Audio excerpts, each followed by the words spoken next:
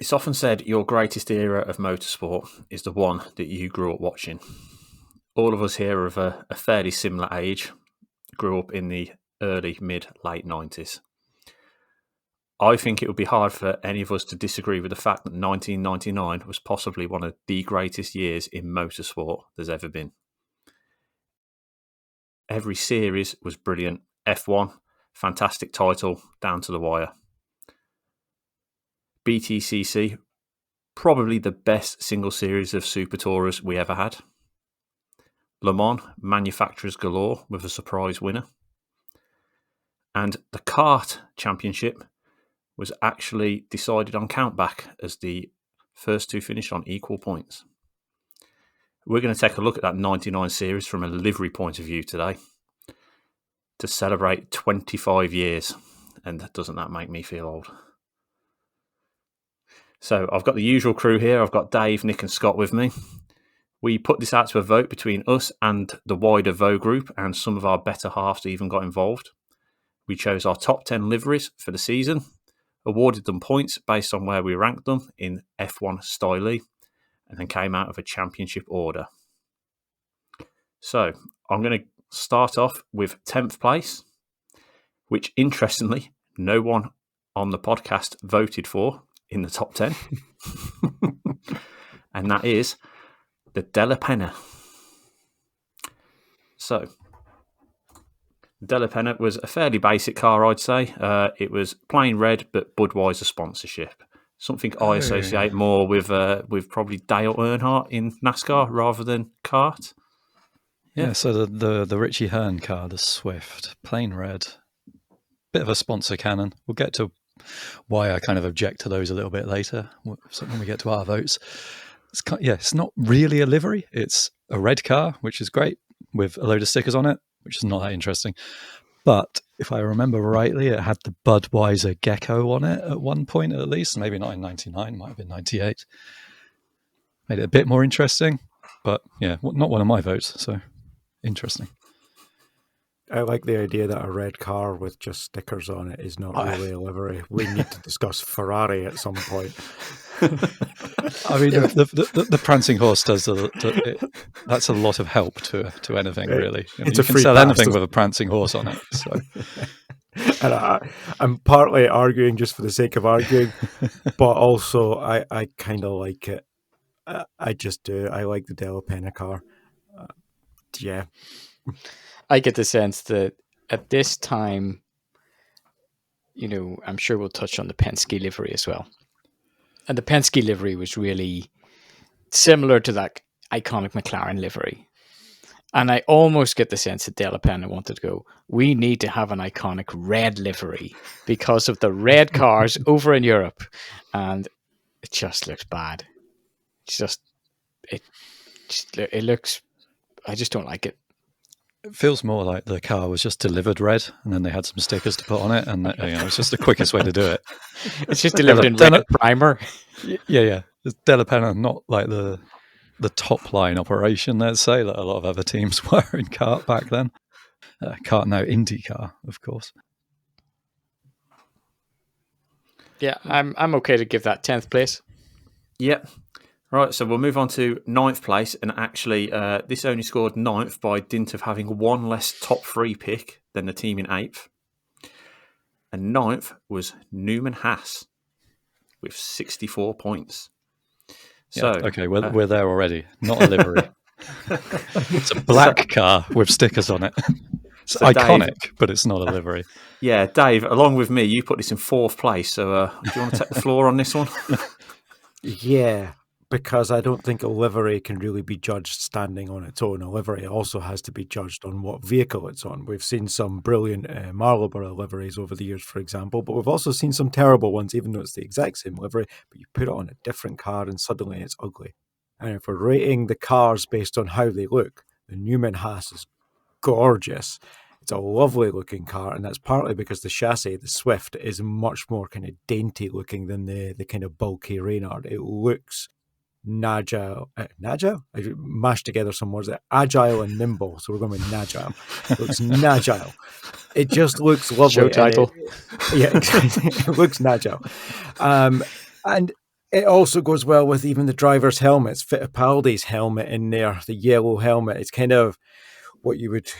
It's kind of what people said about Senna's helmet back in the day. If you look in the mirror and it's distinctly this driver, and I like that. So yeah, it's a bit of a sponsor cannon, but I'm going to be honest, most of the liveries in here is just that this happens to have been flood-filled black as well. So I don't think you can judge a livery on its own. It has to be on the vehicle it's on. I must admit, black racing cars don't really do it for me. I know that black is cool. Black should be everything. I didn't really like the black Mercedes in F1 of recent years. And I think this is just, like you said, it's a sponsor cannon. So good idea, but... So what's your opinion on the 1998 Arrows Formula One car then? Possibly one of the best looking cars ever made. It was fine. I just think that at a push under duress. I think that black is kind of like, it's the default, let's try and make this cool color, when in fact it's just anybody with a bit of taste. You're not going to have a black car. Says the man wearing that shirt. Point taken. I cannot wait for your picks to come out in this. This is going to be fun. All right, so we'll move on to 8th place. And like I say, only one person put the Newman Haas on the podium, but 2 people put the 8th place on the podium, and that was the AAR Castrol livery. Yes. And Scott and Nick, you both put this in 3rd place. Who wants to take this one? Once again, proving how correct Scott's tastes actually are. It's a dangerous sentence, that. I think it's classy. Okay, it's a little bit red, white, and blue. The eagle on the front is a little bit Team America, but it's a simple livery with a few simple sponsors on it. There's a little bit of color on it, and that's cool. It's easy to look at. You can read each one of the sponsors rather than, they're not printed out in size 8 font. Yeah, I mean, it's all American races. There's an eagle on it. There's some American flags, and it's a Castrol livery. Castrol, just classic colours, that white base, the green and the red. I don't know, I'm swayed by other Castrol liveries, perhaps, from famous race cars in the past, the Toyotas in Super GT in Japan and the WRC stuff and things like that. But to me, a Castrol livery is one of the all-time iconic ones, and that's why it's on my podium. And it looks great on the eagle. Can we roll back to the term classy there? I was gonna blow straight past that because Scott agrees with me. For what it's worth, a cartoon eagle, maybe not classy. I don't know. So I like this car, for the record. I think, according to the sheet here, I ranked it 6th. I actually would have ranked it higher if we were using the 1988 car, because it just looks like it fits the car a little bit nicer with the green wings and all the rest of it. But classy is not a word I think of when I see this car. It's not. I do like the Americanness of it. It's like throw an eagle on the front, stars and stripes on the top, off we go. Let's not talk about the Toyota engine that's in the back of it when it could have been an American engine, but never mind. Let's go all American racers with Japan. I like it, but it's not classy. It's a classy attempt at an American flag. They could have made it way more overt, and they could have made it way more American, and they could have made it bad. But, whenever you look at it side on, you don't really see the stars and stripes that much. You definitely see the eagle. If you look at it head on, then you see the stars and stripes, So it's a livery that works kind of depending on which way you look at it as well. That's fair. We'll move on to number 7 then. This is a slight jump up to 72 points. And that is the Patrick Racing Takate car. Now, interestingly, a Twitter poll ran by Champ Car Web a few years ago ranked this as the best livery of 99 season. Though I think that may have had something to do with the nation of Mexico getting behind that particular vote. Just as a side note, is it not Tecate? I don't know. Yeah. So it's Mexican redacted beer. Why did I vote for that one? I can't remember. I think I did vote for that somewhere. Once again, Scott and Nick were aligned to put it higher than myself and Dave did. That's in 7th place. Yeah, I like it, so I thought it should be on the board somewhere, but I don't like it enough to like trouble the top 5. But to me, it's one of those semi-iconic, or at least very recognizable liveries of the late 90s Champ Car kart era. So it deserved a ranking. That's really it for me. The color combination works well. It's a good bit of design. I'm not overly connected to it beyond that, really. But I think that the color combination works well because it's the Mexican flag.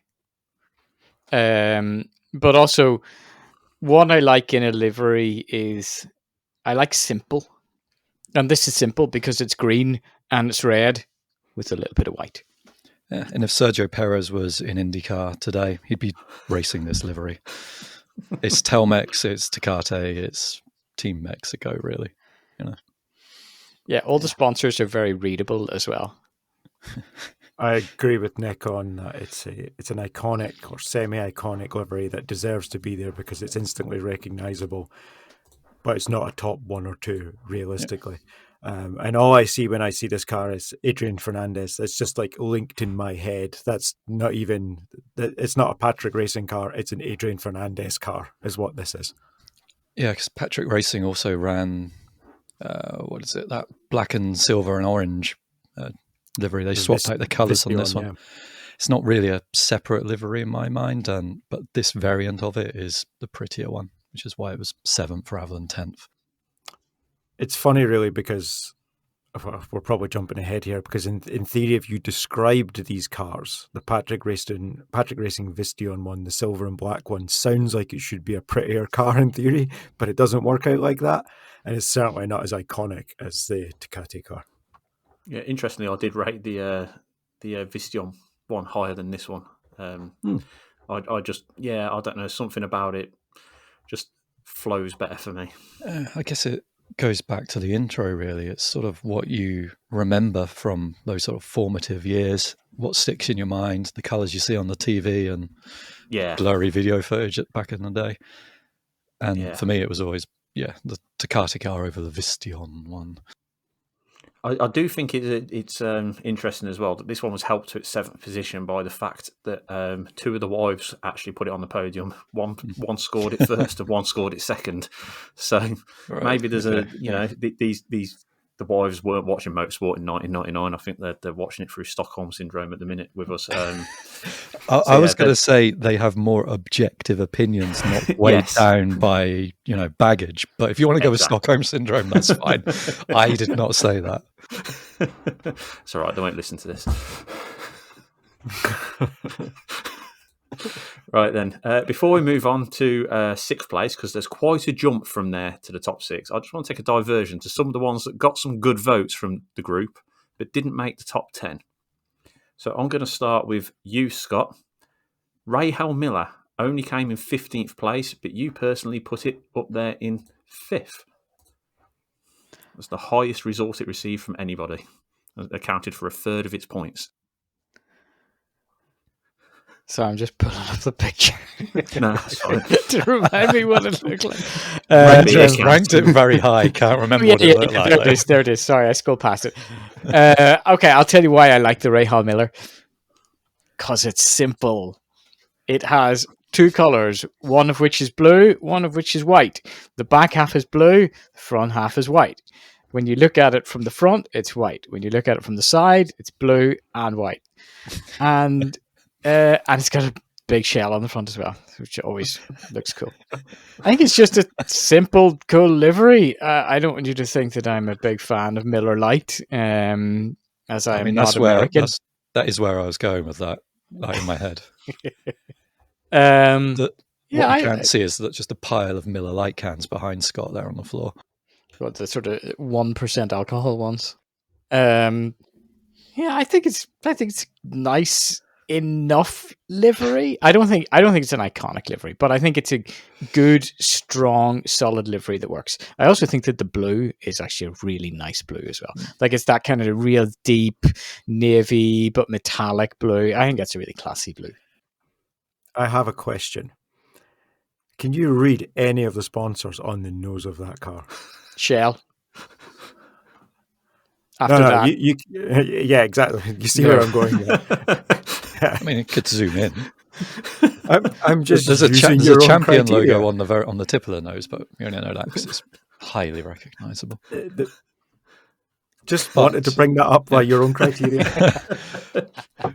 But I think the Miller Lite Rahal car is, again, it's one of those sort of semi-iconic liveries from car to that era. Probably deserves an honourable mention, maybe even if it isn't a top 10 for most of us. Well, in '99 it was, who was it? Max Papis. So it's not the Bobby Rahal version of it, but it was the same livery, and yeah, it's highly recognisable. At least whether you like it or not is down to personal preference, but it's certainly one of those semi-iconic ones. Yeah. For me, it's more. I'm more associate the Miller Lite with NASCAR than I do with car as well. I think. So yeah. All right. So now we've put Scott on the spot. I'll have to put myself on the spot here. I think because in third place, but only 16th overall with 20 points. My 15 points, counting for 3/4 of that, was the Archerio Wells Pioneer car. Yeah. Defend your position, sir. So very similar to what Scott just said. It's a very simple car, which looks different depending on how you look at it. If you look at it from the front, it looks very red. The side, you've got the white lower half of the car below the side pods. But I think what does it for me is that red. It is such a beautiful red, especially when the light hits it. Some angles I'll give you, it looks a bit dull, it looks a bit brown, but when the light does catch it, it's a glorious colour. I'm with you. I can't remember where I voted for this one, but I'm pretty sure considering my actual... Oh, really? My apology. I probably thought that I had voted it first and then forgotten about it. Is it too late for me to put in let's give it an honourable mention on behalf of this would have been, right up there if I had remembered about it. Yeah, I think that the colour is good. It's kind of similar to my road car, so that's entirely okay. The sponsors are very readable. Just a nice livery. It is, yeah. I gotta be honest, looking at these photos, I couldn't even work out the proper colour because I can't tell if the photos are weirdly washed out or if that's just the colour of the car because the whole thing's kind of underexposed. I don't know, it just does nothing for me. Like, in theory, if you describe this livery, it sounds great. But then I look at it, I'm like, it's unoffensive. It's there. It's not a bad livery. It's just not a good livery. Yeah, so it's sort of meant to be a burgundy. Looks more like speed brown to me. So that's like the main colour. The sides are white. There's a couple little white stripy bits on the side of the nose, top of the side pods, some black border around it. Yeah, it worked better on some later cars, I think. From memory, this was the first year of that livery, and it turned up on some better looking cars later on than the Reynard. There was a Lola at one point, I think. So yeah, that's probably why I didn't go near this one. It looked better and different in other years, and it's brown. Don't like brown. No comment. So our last diversion outside of the top 10, and Dave and Scott, you might want to put your feet up for this one. 11th place with 31 points, and 25 of them awarded by Nick, so he gave this as the best livery in 1999. Oh, God. The Pac West Hollywood car. Hell yeah. What? Mauricio Gugelmin, the man, the legend. Really? Yeah.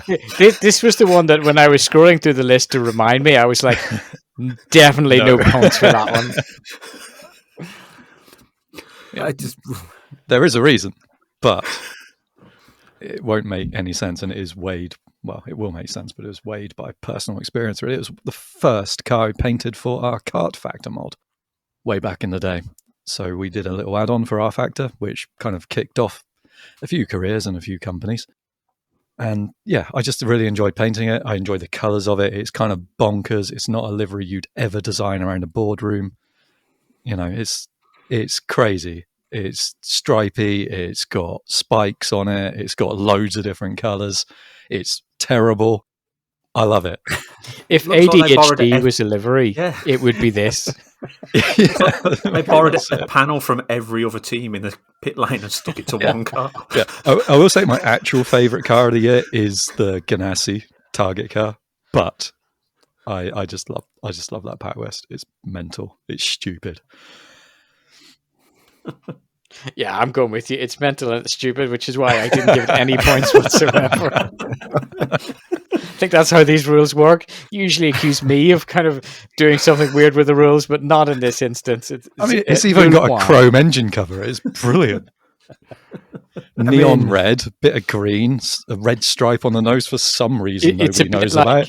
It's a bit like, you know, those was it the Gulf Harlequin paint scheme? Yes, you know, from the 90s, where again every panel was a different color. It's kind of this, but it's IndyCar. And it's that, and they've added some duct tape stripes to it as well for a bit more pizzazz, a bit more class. You know, yeah, class is not the word I was thinking of. Yeah. And the other color not mentioned so far is like a deep metallic navy as well. So put those together in your head. This actually makes for an interesting sort of description of it, because there's no way anyone listening to this would be able to figure out what this car looks like. Okay, please describe then to the people who cannot currently see this. Please describe from the front to the back everything that's going on. Describe it without using the word class, please. This word is being abused several times in this. I mean, how long have we got? The front wing's blue, but it actually starts off red. There's a bit of a green fade in there as well before you even get to the Mercedes logo on the nose. So that's the first, 20 centimeters of the car. You know, there's a lot going on. There's a lot to be interested by, especially when you're a kid. And you get slightly further back, and there's like a spiky red stripe on it, which, you know, we're not to the front wheels yet. So yeah, I'm entertained already. This is enough. Then metallic green as you go back towards the front wheels. And again, then it starts with the spiky stuff again, and it's red for quite a long way. You know, it's calming down. Big Hollywood logo on the side. It's actually Hollywood Video, so some terrible rental company from the 90s that does not exist anymore. Those were always fun. Then we get towards the sort of middle of the car. It then changes to both blue and silver, depending on where you look at it. So it's silver on the engine cover, blue on the side pods, and then it's just blue at the back. It's fine. It's brilliant. It's terrible. A bit like somebody vomited up a load of Skittles. Yes. And what's wrong with that? You say that like that's a bad thing. Just to add a bit of insult to injury, is that a Haas Automotive logo on the side of the car as well? Yeah. So it's got everything you'd want from a 90s car. It's got some financial crime, some companies that don't exist anymore, and absolute chaos as far as the colour scheme goes. And a slightly terrible Brazilian racing driver in it as well. Ticks every single box. I don't know why you'd ever object to it. As an aside here that may be edited out, it was definitely Hollywood Video and not Hollywood Chewing Gum. Yeah. Okay. It was Hollywood Video on the side of the 98 car. Okay. And thank you for that slight insight into your mind there, Nick. So resuming the top 10, and 6th place to 3rd place was just covered by 10 points. That's how close that was here. So 6th place overall on 104 points was the Walker Valvoline car. Yeah. Okay, so that scored a win from the Wider Vo, and out of us, Nick, again, you put that in 2nd overall. I'm not sure I want you to justify that given your previous decision though. So Scott, you put it in 4th. What do you think? I think it's great. I think it runs the risk, you know, it's red, white, and blue. It runs the risk of being Team America, but they managed to avoid it with, you know, a nice, I was going to use the word classy, but let's call it muted blue. Sort of, it's mostly a dark blue color, but on the front it's white with some kind of splotchy red stuff. And I think, you know, it's one of these liveries that works no matter how you look at this car. From the side, it's blue. From the front, it's white with a bit of red. I just think it's simple. It's classy. You can read the sponsors. It just works so well as a livery. I think we're in an interesting point, actually, because I rated it, I think, 9th. So I like it. The problem is there's so many good liveries this year that this livery just becomes fine. It's good. I like it. It's kind of iconic, but almost every livery this year is iconic. So, like, it's fine. It's unoffensive again. Oh, it's better than unoffensive. It's really classy. It's classy Valvoline colors, and it's the bit red, white, and blue. Come on, it's better than that. When words change their meaning through time and misuse, are we doing that with classy? Is that what's happening? But no, I think it's a really good piece of design. What you don't see so much in some of these photos that we've been using to sort of put this together is, okay, it goes from white through a red stripe to blue, but around that red stripe is a load of Valvoline V's. So that stripe is actually built out of the Valvoline logo, which I think is a really smart piece of design. That's why I rated it highly, and it looks really cool. So did not know that. I think I have a slight PTSD from this car because I was the one who painted this one for Kart Factor. And I thought, oh, well, that's just going to be little cutouts in the colours. That's fine. And then I looked at it closely and I was like, oh, it's V's. I actually have to put in effort to this. That car took a lot longer than see, we're not just swayed by rose-tinted glasses. We've also got PTSD from past projects to weigh in there as well, apparently. Mm-hmm. Actually, do you know what it gets a plus point for? Is the number on the nose and on the back, actually. On the road course version, it was in a circle, like a round all, and it's just so retro looking, and I loved that. That wasn't in the 98 car, I think that came in for 99. The number looks really, really cool in this car. I'm all for old school numbers with like big font, big colour behind it, or white box, white circle behind it. I'm all for that, and this car ticks that box, so it gets a bonus point for that for me. Excellent. Moving on to 5th then, just 3 points ahead on 107. I'm both surprised and not surprised. It's here. It's the Penske, the Marlboro car. I only ranked it 9th. Scott didn't place it at all. But Dave, you put it on the podium. It's the Marlboro car. It's the one from the 70s, 80s, 90s. It's just... No, it's not. No. It's not. Sorry. That livery belongs on an 80s and 90s McLaren. Yeah. It just doesn't... I know what they're going for. They're going for that livery, and it's really iconic and stuff like that, but it just doesn't look good on that car compared to like a 1991 McLaren.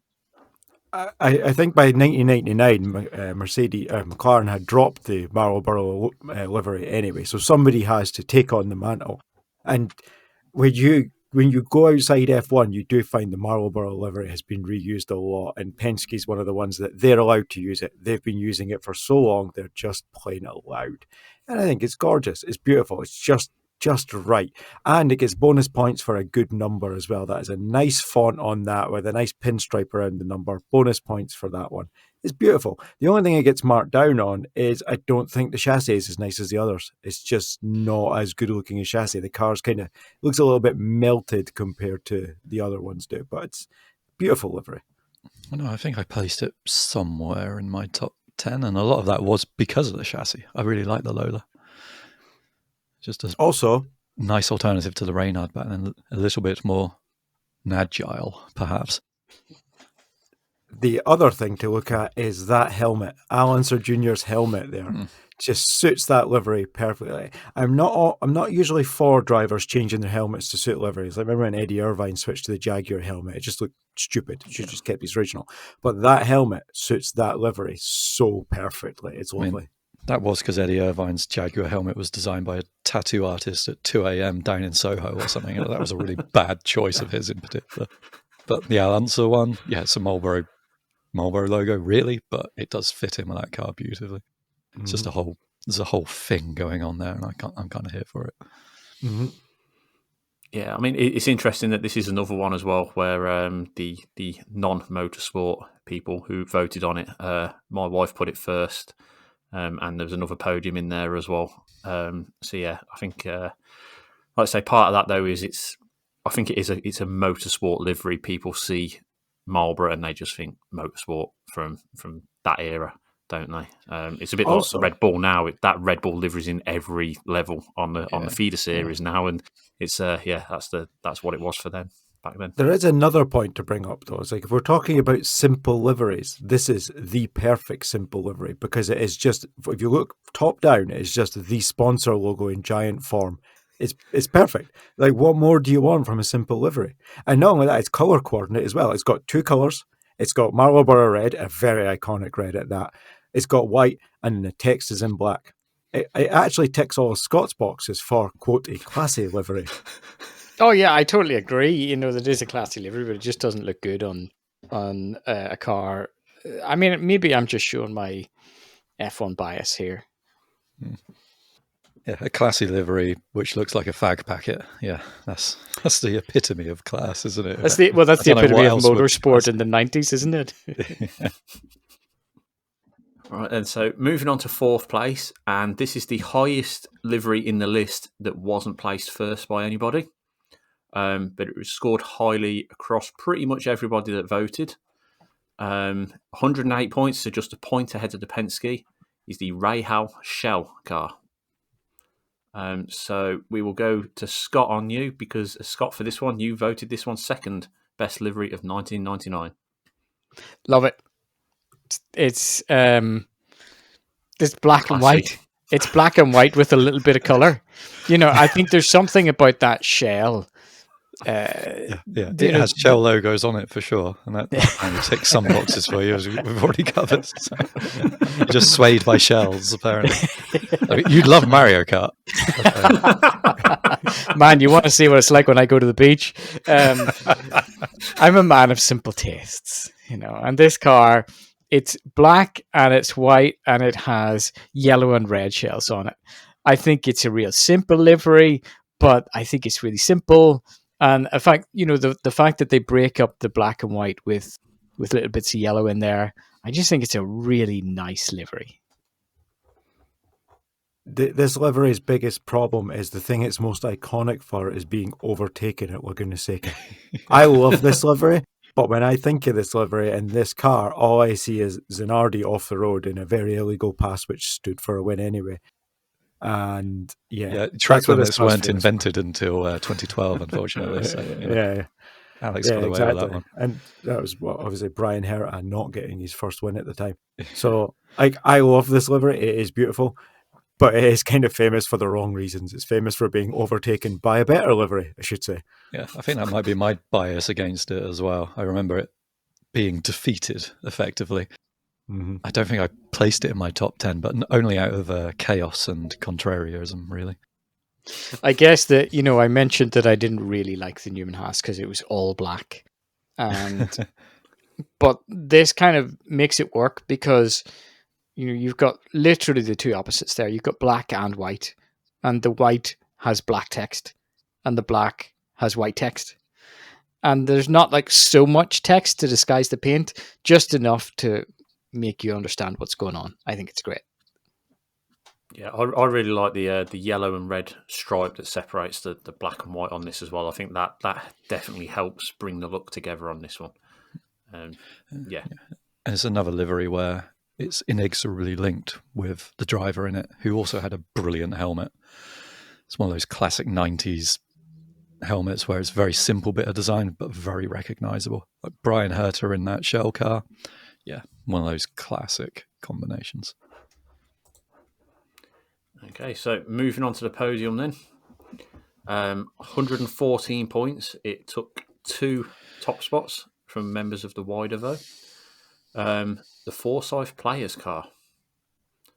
Interestingly, it wasn't well regarded by any of us on this on the podcast itself. With I think Dave voting it the highest out of all of us, and that was in 6th place. So yeah, I think it could have been higher, but it was sliding back a little bit come 99 because the 98 car was definitely better looking. Come 99, it started getting a little bit too busy, especially when they had discovered that the internet was a thing and it started becoming web addresses all over it. So like, Players just became playersracing.com. You're like, no, you don't need that. Just, I know Google wasn't around then, or just was, but no, stop that.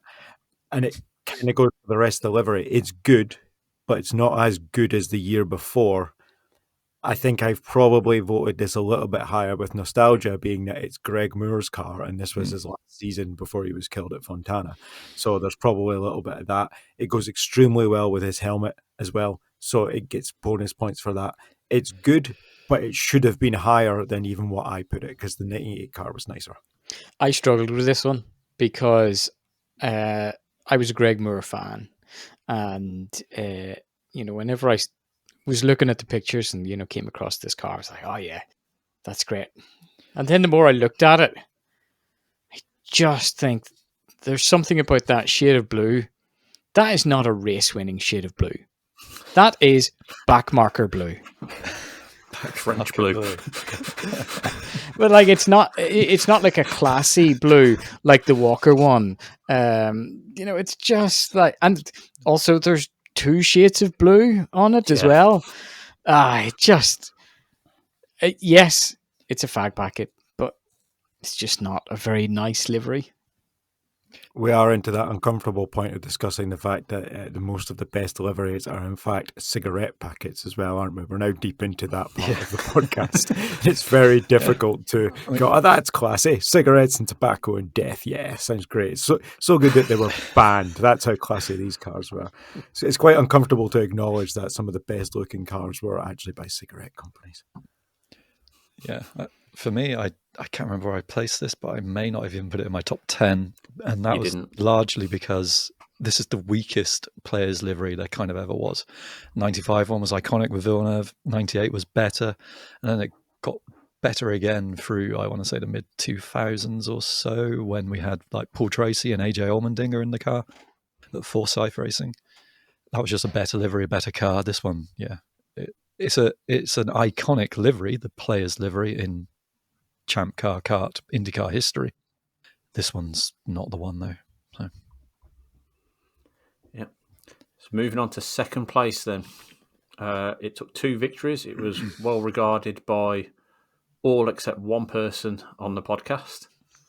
I think I know what car this is. It might have been me. It might have been Scott. Let's It was Scott. It was Scott. So Nick and Dave, you both put this in first place. I put it in second place. It's the Team Cool Green. Dave, you're biased. We know that. Yeah, we know that, but I'm disappointed that's finished second, because we're going to have an argument about first in a minute as well, because of everything that we've already said. But that car is beautiful. Another cigarette car, of course, as you do. The only way that car gets better is when they had the blue version of it as well, a couple of years later. That's just the iconic Indy car. Not Indy car. God, we're going to get emails about that, aren't we? I think that's what hurt it for me. The fact that it worked in blue as well is what hurt it for me. I think if it only worked in the green, it would have been better for me. But yeah, I do like a green car as well. I don't love it. But it's simple. It's classy. Yeah, I know. I was kind of conflicted about it because, and it says cool on the side. I mean, what do you want? Yeah, it says cool with a K, and it has a kind of weird double O thing. And peak 90s misspellings for cool points. It has everything. Not only that, the team owner's name is Green, so it's Team Green. It's a green car. It's great. The number 27 on the end plate is orange for a reason. It's a heart back to Gilles Villeneuve. That's why that's orange. It's perfect. It's great. Can I tell you one thing that I like about this and one thing that I don't like about this? I'll start with the one. You can tell us the first part at least. Yeah. Well, I'm going to start with the bit that I don't like, and okay. I don't like the orange number 27 on the rear wing end plate. And I'll tell you why, because it doesn't fit with the rest of the livery. It's just like they got handed the sponsor, or they got handed the car number at the start of the race weekend, said, here, slap this on the side of your car. You're number 27 today. I know why they did it, but I just don't really like it. But let me redeem myself. I'll tell you what I do like about this livery. It's the gold stripe. Now, normally, I don't really like gold cars, but the gold stripe and the gold wheels kind of redeem it a bit for me. If it was all gold, no thank you. But there's something quite nice about a well done stripe, and this is a well done stripe. Yeah, I mean, the gold wheels always help, and we've tied it in with a gold stripe along the car. It's a simple design. It's done well. It's got Dario Franchitti behind the wheel with another iconic helmet. Just the whole package there. It's 90s racing perfection, really, for me. Although I did just get second behind that crazy Hollywood car, so what do I know? I just think that green isn't a race-winning car color. It sort of reminds me of. Do you remember that that 1995 40 when it became Shannon Racing? You know that the 1991 Jordan, great. Then that kind of was like that's the benchmark for green cars. Think about cars that have been green since then. It was the Shannon Racing from 1995. Didn't like that. The Caterham from Formula One from some years ago, not good. You know, it's just green, really. Sorry. The Bentley Speed 8. Yeah. Okay. That's a great color of green. Really great green. This one, it's a bit beige green. Another all of the Aston Martins. British racing green. Yeah, all of those. The Jaguar Formula One cars. They weren't great. In fact, I'm going to say there's more good green race cars, as in pretty green race cars, not necessarily good performing race cars. There's more pretty green race cars than unpretty. I think you've picked out the 40, which was correctly disgusting. Everything else tends to be beautiful when it's green. Green is not a normal colour for a race car, and it really should be. Unless it's steak. That doesn't. Agreed. Roll that one back nice and quickly. The other point that this car gets is we've talked about Dario Franchitti being in the car, which is fantastic. But if you liked a bit of casual violence and swearing, then Paul Tracy was also in the other car, and he was brilliant. The argument over whether or not he won an Indy 500, he didn't. It's just great. Ooh. I mean, he didn't, but also, he didn't. If Paul Tracy wants to come on and argue with us, I'm totally up for that. Paul, if you're listening, on you come. It's going to be great. But yeah, we also don't particularly like Sebastian Bourdais, so you know. If Seb wants to come on, if that helps, bring Paul Tracy on. Yep, totally. So yeah, I this whole car is an icon to me. Again, there's a lot of rose-tinted glasses in this, watching it win in Vancouver and Road America and all that good stuff. But it's such a good, iconic car. Yeah, this one's car plus drivers plus team. You know, Franchitti Tracy lineup lasted, I don't know, I want to say 5 or 6 years through kart and Champ Car and whatever else. And yeah, it's just an iconic thing. It just takes me right back to 1999, really. And what's more to love? I feel like we're about to have an argument about the number one car. Not that we disagree, but based on some comments that have been made on other cars. So this is going to be fun. So, yeah, have you alluded to, it was a landslide winner, actually, the biggest gap in the entire field from 20th to 1st. It won by 37 points overall, with 4 people putting it as the best livery of 1999, including myself and Scott, men of impeccable taste. Chip Ganassi. Scott, can you read any of those sponsors? Have a look at that nose. How's that nose looking? What about that engine cover? How many sponsors can you fit on an engine cover? The answer is always N+1 for this car, I think. What about that side pod there? The Target. What happened? Did they drop it and it just kind of fell to the bottom of the side pod? And that electric bolt on the side as well. Classy. Yeah. Red and yellow screams class, doesn't it? I think they even had Mr. Peanut on the front wing end plate at one point, which, as we all know, is also very classy. I mean, he's got a monocle and a top hat, so... I love this car. I voted this car number 2, but using the arguments against, for example, Newman Haas, this car completely fails everything. As I said earlier, I think it is my favourite car of the year, really. That Ganassi sort of Energizer, the stripe. Yeah, I love it. But okay, what's the difference between this and the Della Penna? It's got a yellow stripe on it. And it was driven by Juan Montoya. There you go. And before that, it was driven by Alex Zanardi at his good point as well. So I'm not overly happy with the criteria that we've used here. Yeah, for me, when I think of this car, it's always Detroit 99. It's the pass that Zanardi put on Herta at Laguna Seca. It was a championship-winning car, the dominant car, really. It's the equivalent of Senna in a McLaren to me, just in America. It's a fantastic thing. Weighed with nostalgia for sure, but it's one of my favourites. Even though I didn't put it on the podium, but I just like being a bit chaotic at the moment, apparently. Yeah, you somehow put the Pac West above this, which is another argument. Oh, other iconic races for this. That was just on number of colours used, I think.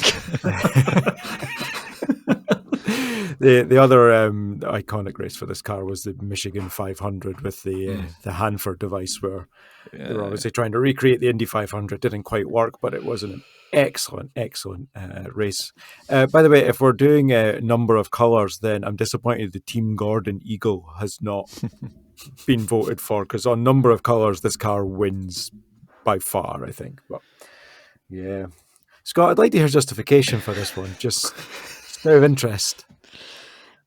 Whenever Sim announced the results there, I was kind of thinking, what was I thinking whenever I voted for Chip Ganassi? Yeah, what were you thinking? One?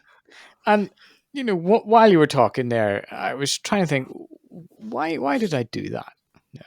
I think you should ask yourself this more often, actually. But maybe this is a learning experience. It's okay. Everybody asks me instead. And I guess then I came to a bit of a realization that whenever I think about Kart 99, I think about the cars and the liveries that stuck out to me.